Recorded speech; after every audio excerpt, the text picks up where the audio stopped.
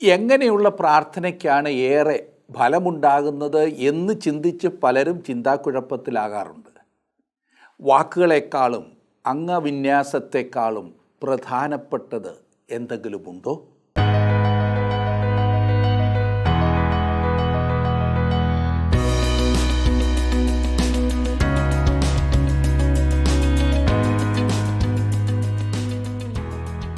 ജീവസന്ദേശത്തിൻ്റെ എഫേസ്യ ലേഖന പഠനത്തിലേക്ക് നിങ്ങൾക്ക് സ്വാഗതം. ദൈവസഭ എന്ന ദൈവഭവനത്തിൻ്റെ ഉള്ളറകളിലൂടെയാണല്ലോ നാം സഞ്ചരിച്ചുകൊണ്ടിരിക്കുന്നത്. അതിൻ്റെ മൂലക്കല്ല് എന്താണെന്നും അടിസ്ഥാനം എന്താണെന്നുമൊക്കെ വളരെ വിശദമായി കഴിഞ്ഞ ക്ലാസ്സുകളിൽ നാം ചിന്തിച്ചു. ദൈവം കൽപ്പണിയായിരിക്കുന്ന കെട്ടിടങ്ങളിലല്ല, തൻ്റെ ജനത്തിൻ്റെ മധ്യയാണ് വസിക്കുന്നത് എന്നുള്ളത് നാം പലപ്പോഴും മറന്നു പോകുന്ന കാര്യങ്ങളാണ്. അത് നമ്മെ വചനം ഓർമ്മിപ്പിച്ചുകൊണ്ടിരിക്കുകയാണ്. സൈന്യങ്ങളുടെ യഹോവേ, തിരുനിവാസം എത്ര മനോഹരം! എൻ്റെ ഉള്ളം യഹോവയുടെ പ്രാകാരങ്ങളെ വാഞ്ചിച്ചു മോഹിച്ചു പോകുന്നു. എൻ്റെ ഹൃദയവും എൻ്റെ മാംസവും ജീവനുള്ള ദൈവത്തെ നോക്കി ഘോഷിക്കുന്നുവെന്ന് പാട്ടുകാരൻ പാടിയതുപോലെ ഈ ചിന്തകൾ നമ്മുടെ സഭാ കൂടിവരവുകളെ ചൈതന്യമുള്ളതാക്കി തീർക്കട്ടെ. എഫേസ്യ ലേഖനം 3-ാം അധ്യായം അതിൻ്റെ 10 മുതൽ 21 വരെയുള്ള വാക്യങ്ങളാണ് ഇന്ന് നമ്മൾ പഠിക്കുവാൻ പോകുന്നത്. പ്രാർത്ഥനയോടുകൂടെ ശ്രദ്ധിച്ചാലും.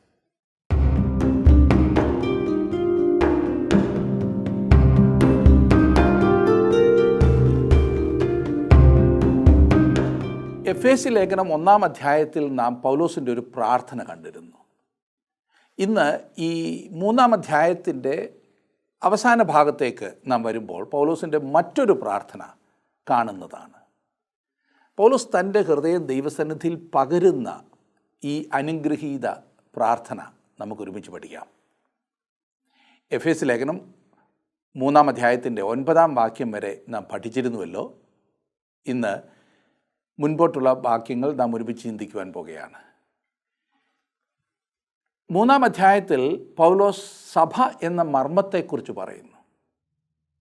മർമ്മം എന്നതുകൊണ്ട് എന്തെങ്കിലും അപസർപ്പക കഥ അല്ല എന്ന് ഞാൻ പല പ്രാവശ്യം ഓർപ്പിച്ചു. മർമ്മം എന്നതുകൊണ്ട് മുമ്പ് ദൈവം വെളിപ്പെടുത്താതിരുന്നതെന്തോ ഇപ്പോൾ വെളിപ്പെടുത്തുന്നു. നമുക്ക് 3-ാം അധ്യായത്തിൻ്റെ 10-ഉം 11-ഉം വാക്യങ്ങൾ ആദ്യം നോക്കാം. അങ്ങനെ ഇപ്പോൾ സ്വർഗത്തിൽ വാഴ്ചകൾക്കും അധികാരങ്ങൾക്കും ദൈവത്തിൻ്റെ ബഹുവിധമായ ജ്ഞാനം അവൻ നമ്മുടെ കർത്താവായ യേശുക്രിസ്തുവിൽ നിവർത്തിച്ച അനാദി നിർണയപ്രകാരം സഭ മുഖാന്തരം അറിവായി വരുന്നു. സഭയുടെ സ്വർഗീയ വിളിയെക്കുറിച്ചും സ്വർഗീയ ശക്തിയെക്കുറിച്ചും സ്വർഗീയ സത്യത്തെക്കുറിച്ചും പറഞ്ഞതിന് ശേഷം പൗലോസ് സ്വർഗീയ ഉദ്ദേശത്തെക്കുറിച്ച് പറയുന്നു. ദൈവത്തിൻ്റെ ഉദ്ദേശം അതാണ് 10-ഉം 11-ഉം വാക്യങ്ങളിൽ നാം കണ്ടത്. മനുഷ്യൻ്റെ വീണ്ടെടുപ്പിൻ്റെ പദ്ധതി മൂലം ദൈവത്തിൻ്റെ ആത്യന്തിക ഉദ്ദേശം എന്ത്? ക്രിസ്തുവിൻ്റെ മണവാട്ടിയായ സഭയെ ദൈവദൂതന്മാർക്ക് വെളിപ്പെടുത്തുക എന്നുള്ളതാണ് ആ ഉദ്ദേശം. സ്വർഗത്തിലെ വാഴ്ചകൾക്കും അധികാരങ്ങൾക്കും എന്നതുകൊണ്ട് അർത്ഥമാക്കുന്നത് ദൈവദൂതന്മാർക്ക് എന്നത്രേ.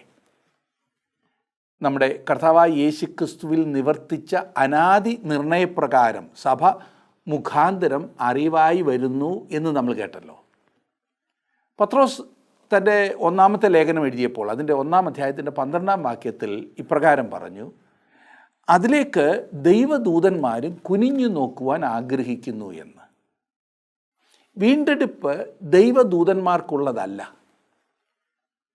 നിയമലംഘനം, വീണ്ടെടുപ്പ്, കരുണ, കൃപ, പാപക്ഷമ എന്നീ അനുഭവങ്ങളൊന്നും ദൈവദൂതന്മാർക്കില്ല. എന്നാൽ അതവർ കൗതുകത്തോടെ കാണുന്നു എന്നാണ് പത്രോസ് പറഞ്ഞത്. ദൈവത്തിൻ്റെ ബഹുവിധ ജ്ഞാനമായ രക്ഷയുടെ വിവിധ വശങ്ങൾ ദൂതന്മാർ അറിയണം. അതിനവർ അവരിൽ നിന്ന് തന്നെ പുറത്തേക്ക് നോക്കേണ്ടതുണ്ട്. വേറൊരു വാക്യം ഞാൻ പറയാം. ലൂക്കോസ് എഴുതിയ സുവിശേഷം 15-ാം അധ്യായത്തിൻ്റെ 10-ാം വാക്യത്തിൽ കർത്താവ് പറഞ്ഞ ഒരു കാര്യം, അങ്ങനെ തന്നെ മാനസാന്തരപ്പെടുന്ന ഒരു പാപിയെക്കുറിച്ച് ദൈവദൂതന്മാരുടെ മധ്യേ സന്തോഷമുണ്ടാകും എന്ന്. അതുകൊണ്ട് സഭയുടെ വീണ്ടെടുപ്പിലൂടെ വിശുദ്ധ ദൂതന്മാർ ദൈവത്തിൻ്റെ ബഹുവിധമായ ജ്ഞാനം അറിയായി വരുന്നു. അവർ ദൈവത്തിൻ്റെ ശക്തി, ദൈവത്തിൻ്റെ സൃഷ്ടിപ്പിലും ദൈവത്തിൻ്റെ കരുതൽ ചരിത്രത്തിലും പാപത്തിന്മേലും മരണത്തിന്മേലും നരകത്തിന്മേലുമുള്ള ദൈവിക വിജയം രക്ഷാപദ്ധതിയിലും അതുമൂലമുണ്ടായ വീണ്ടെടുക്കപ്പെട്ട സഭയിലും തിരിച്ചറിയുന്നു. വെളിപ്പാട് പുസ്തകം 5-ാം അധ്യായത്തിലേക്ക് ചെല്ലുമ്പോൾ ഇത് കുറേ കൂടെ വ്യക്തമാക്കിയിട്ടുണ്ട്. ആ ഭാഗം ഞാനിപ്പോൾ വിവരിക്കുന്നില്ല. ഇനി നമുക്ക് 12-ാം വാക്യത്തിലേക്ക് വരാം. അവനിൽ ആശ്രയിച്ചിട്ട് അവങ്കലുള്ള വിശ്വാസത്താൽ നമുക്ക് ധൈര്യവും പ്രവേശനവും ഉണ്ട്. ജാതികളായ നമുക്കും സഭയെ പീഡിപ്പിച്ചവനായ പൗലോസിനും ദൈവത്തിൻ്റെ സന്നിധിയിൽ ധൈര്യവും പ്രവേശനവും തന്നിരിക്കുന്നു എന്ന്. ഇതെല്ലാം ക്രിസ്തുവിൽ സാധ്യമാക്കിയിരിക്കുകയാണ്. അടുത്ത വാക്യം 13-ാം വാക്യത്തിൽ നാം കാണുന്നത്, അതുകൊണ്ട് ഞാൻ നിങ്ങൾക്ക് വേണ്ടി സഹിക്കുന്ന കഷ്ടങ്ങൾ നിങ്ങളുടെ മഹത്വമാകയാൽ അവ നിമിത്തം അധൈര്യപ്പെട്ടു പോകരുത് എന്ന് ഞാൻ അപേക്ഷിക്കുന്നു. വിശുദ്ധ പൗലോസിന് വെളിപ്പെട്ട മർമ്മത്തിൻ്റെ വലിയ ലക്ഷ്യങ്ങളാൽ ജാതികളുടെ അപ്പോസ്തോലൻ എന്ന നിലയിൽ കാരാഗ്രഹവാസം അനുഭവിക്കുവാൻ തനിക്ക് സന്തോഷമേ ഉള്ളൂ എന്ന് പൗലോസ് വ്യക്തമാക്കുന്നു. എഫേസ്യയിലെ വിശ്വാസികൾ നിരാശപ്പെടുവാൻ പൗലോസ് ആഗ്രഹിക്കുന്നില്ല എന്ന് അവരോട് പറയുന്നു. കാരണം പൗലോസിൻ്റെ തടവ് അവൻ്റെ നന്മയ്ക്കും അവരുടെ മഹത്വത്തിനുമായിത്തീരുന്നു. കൊലോസ് ലേഖനം 1-ാം അധ്യായത്തിൻ്റെ 24-ാം വാക്യത്തിൽ പൗലോസ് ഇതേക്കുറിച്ച് പറയുന്നുണ്ട്. അവിടെ പറയുന്നത്, ഇപ്പോൾ ഞാൻ നിങ്ങൾക്ക് വേണ്ടിയുള്ള കഷ്ടാനുഭവങ്ങളിൽ സന്തോഷിച്ച് ക്രിസ്തുവിൻ്റെ കഷ്ടങ്ങളിൽ കുറവായുള്ളതെൻ്റെ ജഡത്തിൽ സഭയായ അവൻ്റെ ശരീരത്തിനു വേണ്ടി പൂരിപ്പിക്കുന്നു എന്ന്. ഇനിയും പൗലോസിൻ്റെ പ്രാർത്ഥനയിലേക്ക് നമുക്ക് വരാം. 14-ാം വാക്യത്തിൽ നാം അത് വായിക്കുന്നു. അത് നിമിത്തം ഞാൻ സ്വർഗത്തിലും ഭൂമിയിലുമുള്ള സകല കുടുംബത്തിനും പേർ വരുവാൻ കാരണമായ പിതാവിൻ്റെ സന്നിധിയിൽ മുട്ടുകുത്തുന്നു. എഫേസ്യരിൽ അവനുള്ള വലിയ താല്പര്യം നിമിത്തമത്രേ അവനത് പറയുന്നത്. ഇപ്പോഴത്തെ വ്യവസ്ഥിതിയിലെ മഹത്തായ സത്യത്തിലേക്ക് അവർ പ്രവേശിക്കണമെന്നും ക്രിസ്തുയേശുവിലെ സകല കൃപാധനവും അനുഭവിക്കണമെന്നും പൗലോസ് എഫേസ്യരെക്കുറിച്ച് ആഗ്രഹിക്കുന്നു. അതത്രേ പശ്ചാത്തലം. അതുകൊണ്ടാണ് അവൻ 1-ാം വാക്യത്തിനും 14-ാം വാക്യത്തിനും ഇടയിൽ ഈ അനന്യവാക്യം കൊടുത്തത്. പൗലോസ് ഒരു പ്രാർത്ഥനാ മനുഷ്യനായിരുന്നു എന്ന കാര്യം നാം നേരത്തെ ചിന്തിച്ചതായിരുന്നല്ലോ. ഈ ലേഖനത്തിൽ പൗലോസ് പ്രാർത്ഥിക്കുന്ന 2-ാമത്തെ വലിയ പ്രാർത്ഥനയാണ് നാം ഇപ്പോൾ കാണുന്നത്. സഭയെ വ്യത്യസ്തങ്ങളായ വിധത്തിൽ അവൻ കണ്ടപ്പോൾ, അതായത് ദൈവത്തിൻ്റെ കവിതയായും കരവിരുതായും പരിശുദ്ധാത്മാവിൻ്റെ മന്ദിരമായും യുഗങ്ങളിലെ മർമ്മമായും കണ്ടപ്പോൾ അവൻ മുഴങ്കാലിന്മേൽ നിന്ന് പ്രാർത്ഥിക്കുകയാണ്. അതായത് ഈ മഹത് സത്യങ്ങൾ ക്രിസ്തു വിശ്വാസികളുടെ ജീവിതത്തിൽ യാഥാർത്ഥ്യങ്ങളാകണം എന്ന് പൗലോസ് പ്രാർത്ഥിക്കുന്നു. ഈ വാക്യത്തിൽ പൗലോസിൻ്റെ പ്രാർത്ഥനയുടെ വേറൊരു പ്രത്യേകത നമുക്ക് കാണുവാൻ സാധിക്കുന്നുണ്ട്. പ്രാർത്ഥനയിൽ അവൻ എങ്ങനെയാണ് ഇരിക്കാറുള്ളത് എന്നിവിടെ വെളിപ്പെടുത്തുന്നു. ഓർക്കണം, ഞാൻ മുടിനാരിഴ കീറുവാൻ ആഗ്രഹിക്കുന്നില്ല. എന്നാൽ ഇവിടെ പറഞ്ഞിരിക്കുന്നത് ഇപ്രകാരമാണ്, ഞാൻ പിതാവിൻ്റെ സന്നിധിയിൽ മുട്ടുകുത്തുന്നു എന്ന്. ഇവിടെ ഒരു ഉപദേശം സ്ഥാപിക്കുവാനുള്ളൊരു ശ്രമമല്ല ഞാൻ നടത്തുന്നത്. നമ്മുടെ പൊതുവായുള്ള പരസ്യ പ്രാർത്ഥനകളിൽ മുഴങ്കാലിന്മേൽ നിൽക്കണം എന്ന് ഞാൻ നിർബന്ധം പിടിക്കുന്നില്ല. എന്നാൽ അങ്ങനെ ചെയ്തിരുന്നെങ്കിലെന്ന് ഞാൻ ആത്മാർത്ഥമായി ആഗ്രഹിക്കാറുണ്ട്. പല ആരാധനാ പുസ്തകങ്ങളിലും അങ്ങനെ എഴുതി വച്ചിട്ടുണ്ട്, ഇല്ലേ? അതുകൊണ്ട് മുട്ടുകുത്തി അവനോട് കരുണയ്ക്കായി അപേക്ഷിക്കാം എന്ന് സാധാരണ നാം വായിച്ച് കേൾക്കാറുണ്ട്. എന്നാൽ ആരും മുട്ടുകുത്താറില്ല. അതിലെന്തെങ്കിലും ഭക്തി കൂടുതലുണ്ടോ എന്ന് എന്നോട് ചോദിച്ചാൽ ഉണ്ടെന്ന് ഞാനങ്ങ് പറയുകയാണ്. നമ്മുടെ പുതിയ പുതിയ സൗകര്യങ്ങളുടെ മധ്യത്തിൽ നാം ദൈവവുമായുള്ള ബന്ധത്തിൽ എന്തൊക്കെയോ നഷ്ടപ്പെടുത്തുന്നു എന്നാണ് ഞാൻ ചിന്തിക്കുന്നത്.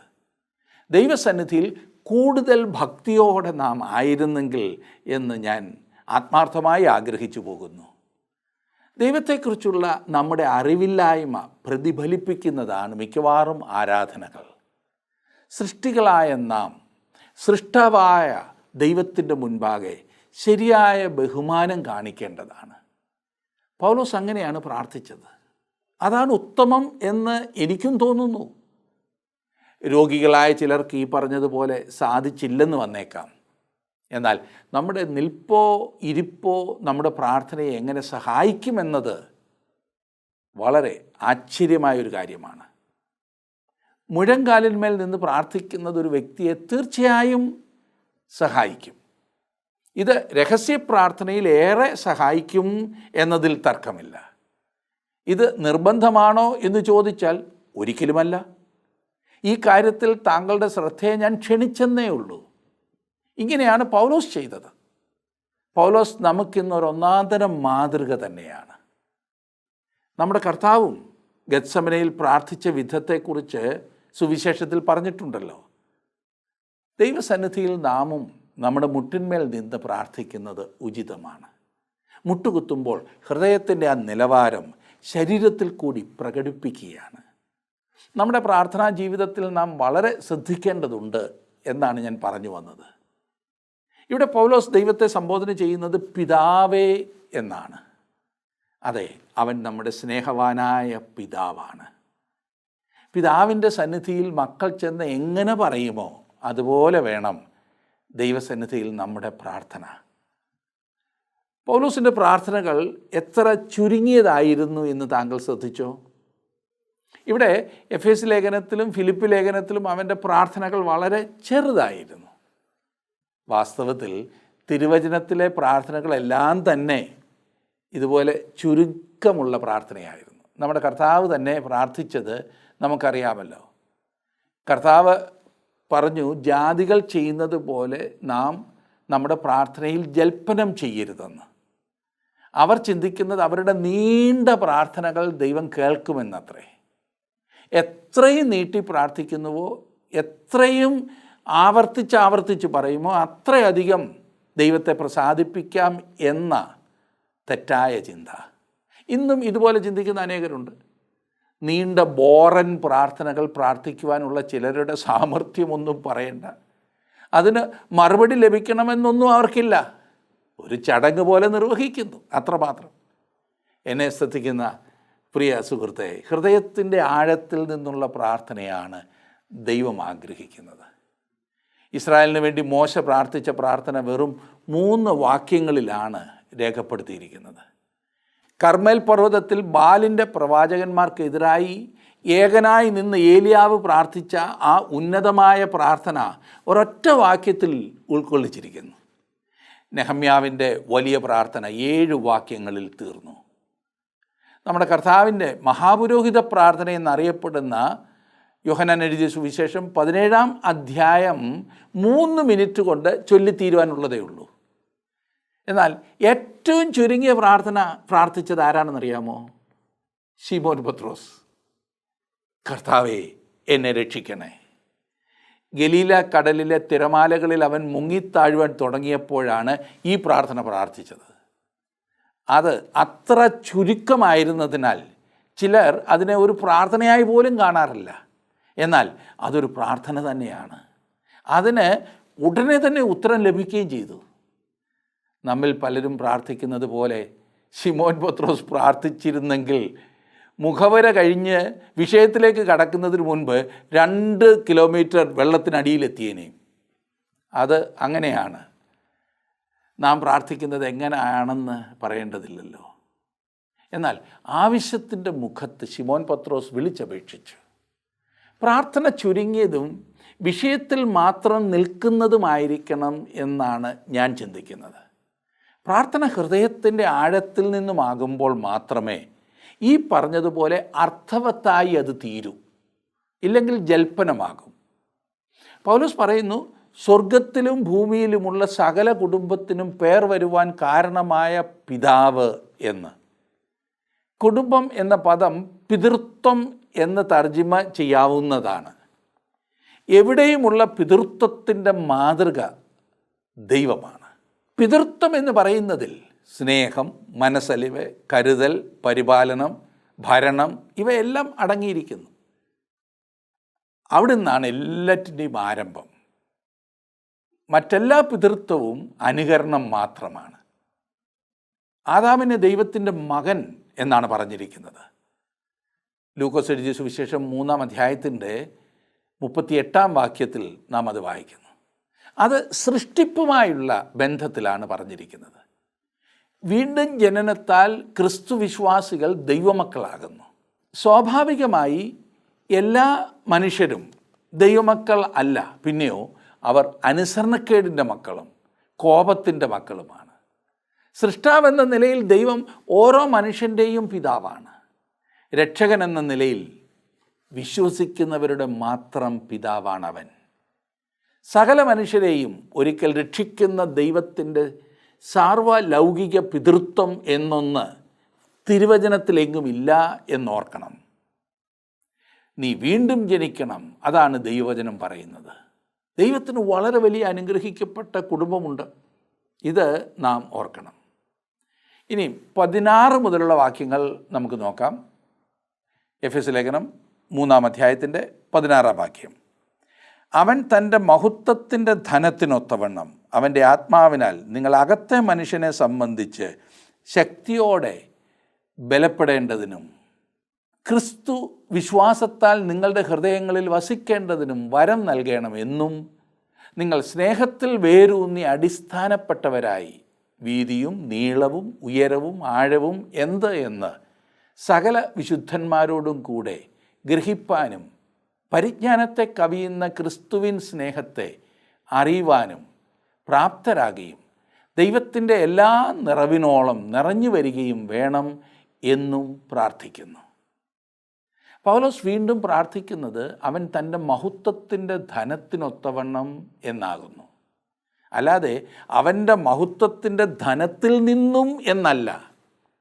എത്ര ചെറുതായാലും ധനത്തിൽ നിന്നും എന്ന് പറയാം.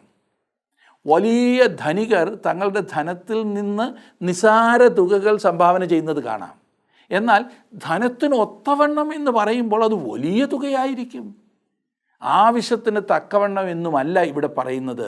ഇവിടെ ഭൗതിക കാര്യങ്ങളെക്കുറിച്ചല്ല പറയുന്നത് എന്ന് മനസ്സിലായല്ലോ. ആത്മിക കാര്യങ്ങളെക്കുറിച്ച് അത്ര ഇവിടെ പറയുന്നത്. ഇത്ര മഹാനായ രാജാവിനോട് കേവലം ചെറിയ കാര്യങ്ങൾ നാം ചോദിക്കുകയോ, ഇത്ര മഹത്തായ നിക്ഷേപങ്ങളുടെ മുമ്പിൽ ഭൂമിയിലെ നമ്മുടെ ചെറിയ ആവശ്യങ്ങൾ എത്ര നിസ്സാരം. എഫെസ്യയിലെ വിശ്വാസികളുടെ പേരിൽ പൗലോസ് 4 വ്യക്തമായ അപേക്ഷകളാണ് അർപ്പിക്കുന്നത്. ഞാനതൊന്ന് പറയാം. ഒന്ന്, അവിടുത്തെ വിശ്വാസികൾ അകത്തെ മനുഷ്യനെ സംബന്ധിച്ച് ശക്തിയോടെ ബലപ്പെടേണ്ടതിന്. ഒരു വിശ്വാസിയുടെ ആത്മീക സ്വഭാവത്തിന് പ്രാർത്ഥന വളരെ ആവശ്യമാണ്. ഭൗതിക ആവശ്യങ്ങൾക്ക് വേണ്ടി മാത്രമാണ് പലപ്പോഴും നാം പ്രാർത്ഥിക്കാറുള്ളത്. അതുപോലെ തന്നെയോ അതിൽ കൂടുതലോ പ്രാർത്ഥന ആവശ്യമുള്ള രംഗമാകുന്നു നമ്മുടെ ആത്മീക ജീവിതം എന്ന് മറക്കരുത്. എത്ര പ്രാവശ്യം നമ്മുടെ പ്രാർത്ഥനയിൽ നാം മുഴുവൻ ശ്രദ്ധയും ഭൗതിക കാര്യങ്ങൾക്ക് നൽകുകയും ആത്മിക കാര്യങ്ങൾ അവഗണിക്കുകയും ചെയ്തിരിക്കുന്നു. നാം മറ്റുള്ളവർക്ക് വേണ്ടി പ്രാർത്ഥിക്കുമ്പോൾ അവരുടെ ആത്മിക ആവശ്യം മനസ്സിലാക്കി അതിനുവേണ്ടി അധികമായി പ്രാർത്ഥിക്കുവാൻ പ്രത്യേകം ശ്രദ്ധിക്കേണ്ടതുണ്ട്. നമ്മുടെ സ്വന്തം കാര്യങ്ങളിലും അങ്ങനെ വേണം. ആത്മീയ അനുഗ്രഹങ്ങൾക്ക് വേണ്ടി പ്രാർത്ഥിക്കുവാൻ തുടങ്ങുമ്പോൾ ഭൗതിക കാര്യങ്ങളുടെ ഭാരം കുറയും. ഓർത്തോണം, പുറമേയുള്ള മനുഷ്യൻ മാറിപ്പോകുന്നു എന്ന് ഉറപ്പുണ്ടായിരുന്നതിനാലാണ് പൗലോസ് അകത്തെ മനുഷ്യന് വേണ്ടി പ്രാർത്ഥിക്കുന്നത്. ക്രിസ്ത്യ ജീവിതം നയിക്കുന്നതിന് ശക്തി ആവശ്യമാണ്.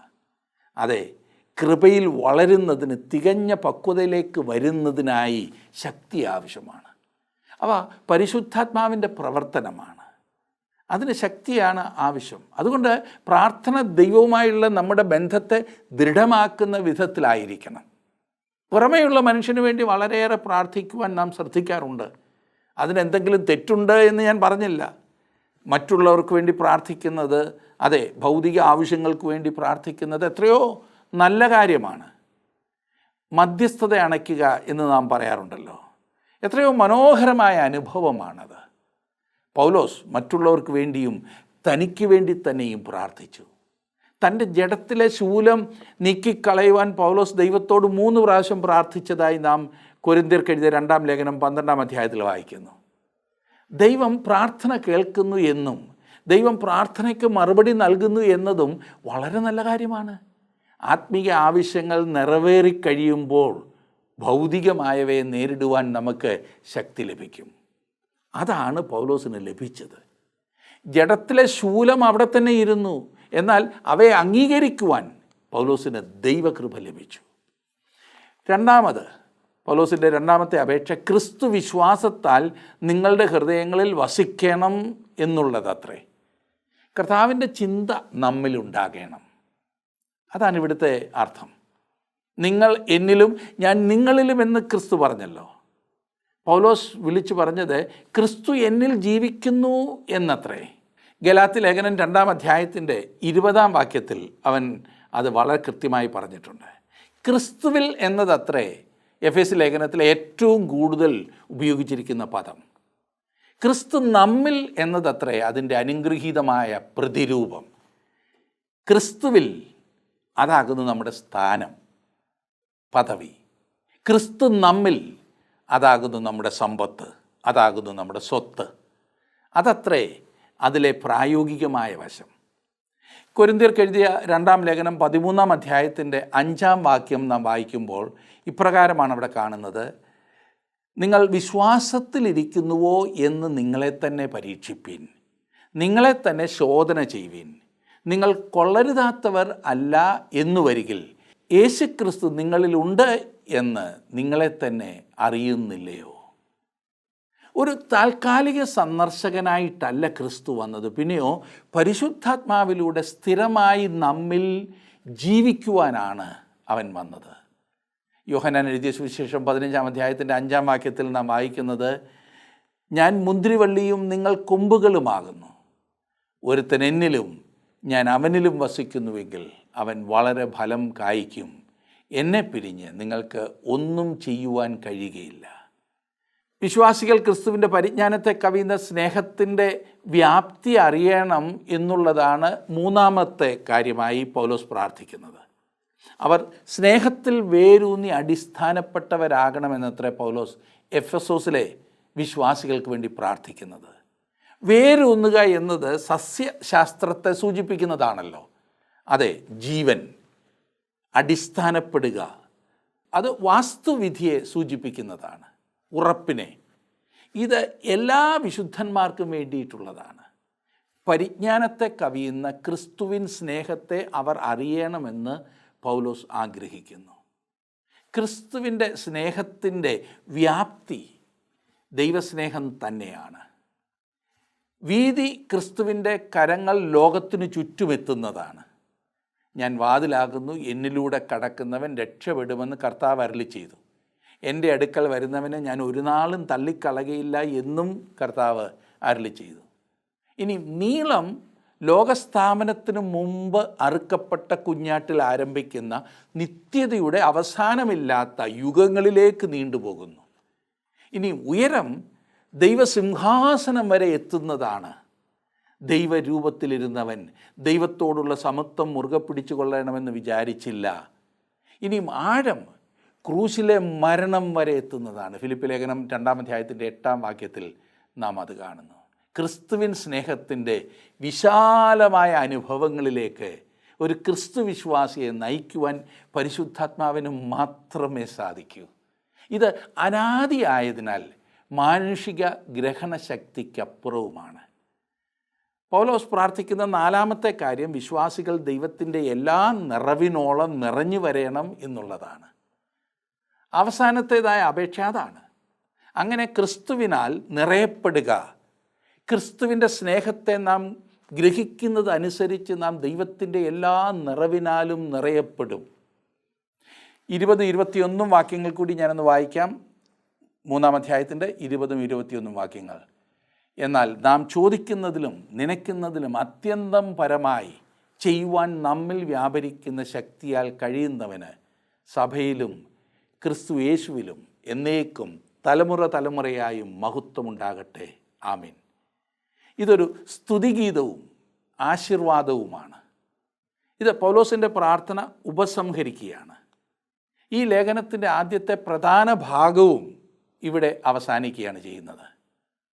പ്രാർത്ഥനയ്ക്ക് ഉത്തരം നൽകുവാനുള്ള ദൈവത്തിൻ്റെ കഴിവിനെ, ദൈവത്തിൻ്റെ മനസ്സിനെ വളരെ ശക്തിയുള്ള 7 പടികളായി പൗലോസ് പറഞ്ഞിരിക്കുന്നു.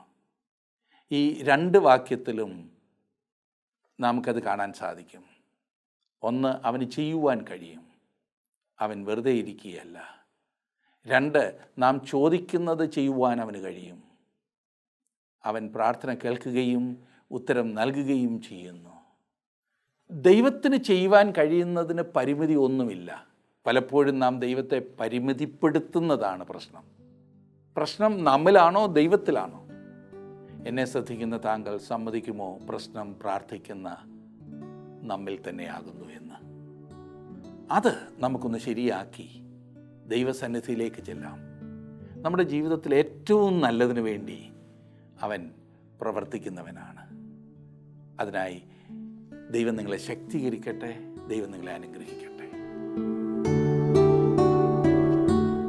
ദൈവത്തിൻ്റെ സഭയെക്കുറിച്ചുള്ള ദൈവത്തിൻ്റെ പ്രതീക്ഷ എത്ര വലുതായിരിക്കുന്നു എന്ന് നാം കണ്ടല്ലോ.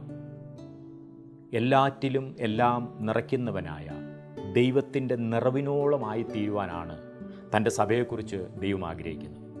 ലളിതമായി പറഞ്ഞാൽ നമ്മുടെ കൂടിവരവുകൾ തൻ്റെ സാന്നിധ്യത്താൽ നിറയ്ക്കുവാൻ ദൈവം ആഗ്രഹിക്കുന്നു. നമ്മുടെ മധ്യത്തിൽ ദൈവമുണ്ടെന്ന് തെളിയിക്കുവാൻ അവിടുന്ന് ആഗ്രഹിക്കുന്നു. തൻ്റെ വസ്ത്രത്തിൻ്റെ വിളമ്പുകൾ കൊണ്ട് മന്ദിരത്തെ നിറച്ചിരിക്കുന്ന ആ ദൈവിക ദർശനം ദുഷ്കരമായ ദൗത്യം ഏറ്റെടുക്കുവാൻ യെശയ്യാവിനെ പ്രാപ്തനാക്കി. അടിയനിതാ, അടിയനെ അയക്കണമേ എന്നവൻ പ്രാർത്ഥിച്ചു.